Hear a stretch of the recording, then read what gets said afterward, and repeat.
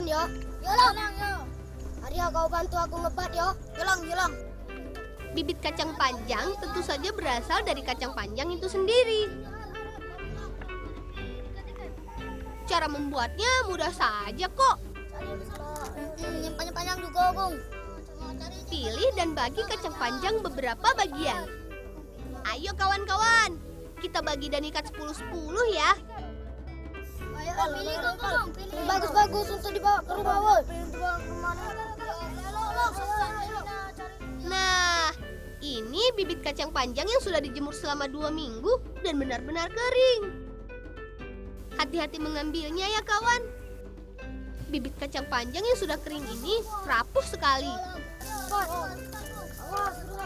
Sekarang kacang panjang yang kita ikat tadi dijemur sama seperti bibit yang kering. Mudah bukan? Membuat bibit tanaman seperti ini bisa juga loh dilakukan pada tanaman seperti cabai dan tomat. Tetapi yang diambil hanya bijinya ya. Jemur sampai kering, jadilah bibit yang siap digunakan. Selamat mencoba ya.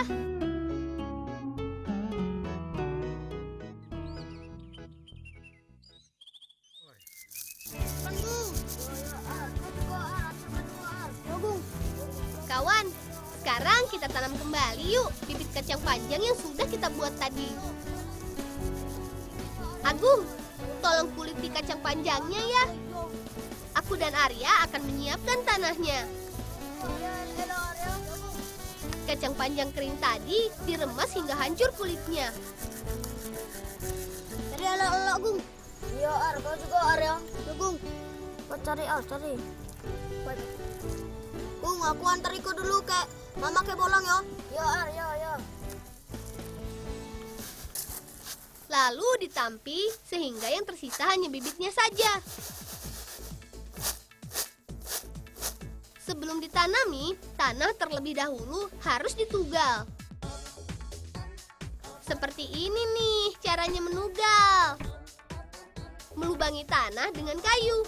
Jangan lupa diberi jarak ya. Sip deh. Sekarang saatnya memasukkan bibitnya ke dalam tanah yang sudah ditugal. Arya, elok-elok nanamnya ya, masukkan bijinya ke dalam lubangnya tuh. Ya, Mak. Repal nutupnya yang bagus ya, Ya, Bi. biar tidak dimakan semut. Ya, Ar. Tanam, Ar. Bol. Satu lubang isi dengan 3 bibit kacang panjang. Jangan lupa sebelum ditutup dengan tanah, masukkan campuran pupuk kompos eceng gondok yang sudah jadi. Tutup kembali dengan tanah. Semoga kacang panjangnya tumbuh subur ya.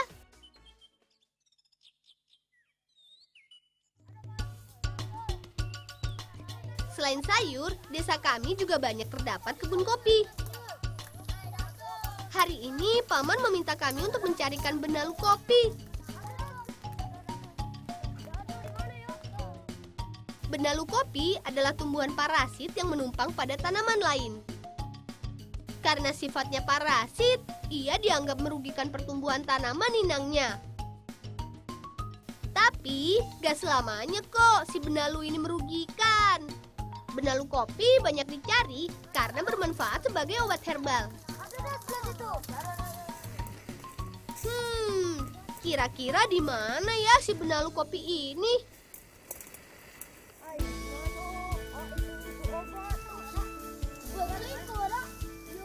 Nah, betul.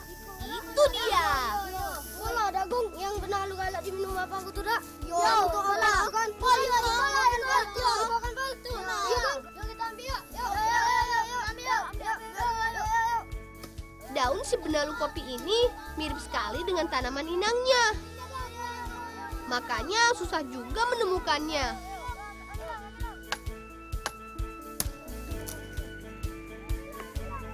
Ambil secukupnya ya kawan-kawan.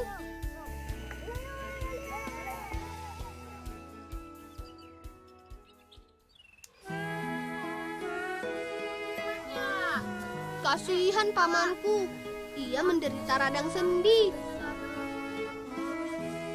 Pinggangnya sakit sekali katanya. Mang, cepat sembuh ya, Mang. Kan Sabar ya, Paman. Kami rebus dulu benalu kopinya. Daun benalu kopi tidak hanya mempunyai khasiat sebagai obat radang sendi, tapi juga bisa untuk melancarkan peredaran darah, menguatkan tulang dan gigi, dan sebagai obat pusing. Benalu kopi sudah digunakan sebagai obat turun-temurun sejak zaman kakekku.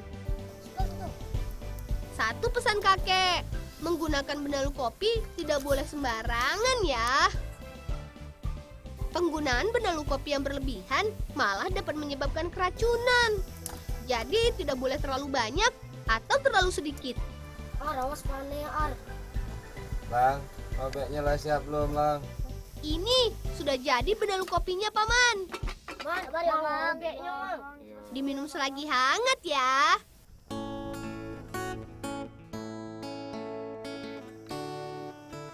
Apa rasanya, Mang? Agak-agak pahit ini, ada sepatnya. Kasih ya, Mang. Makasih obeknya yo. Ya, Mang. Semoga setelah minum ini segera sembuh sakitnya ya, Paman. Ya, tarik.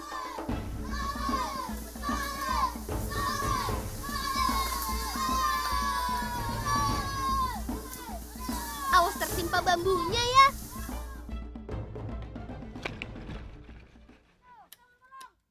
Hari ini kami akan ke kebun ubi. Tapi sebelumnya ayah Arya meminta kami membantunya mengambil bambu untuk dijadikan sanggah.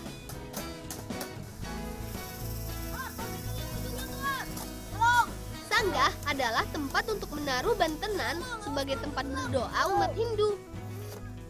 Potong-potong bambunya lalu bikin menjadi seperti anyaman ini.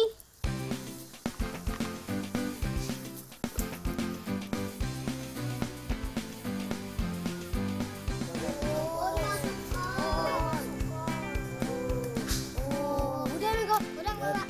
Sudah jadi nih. Yuk kita ke kebun.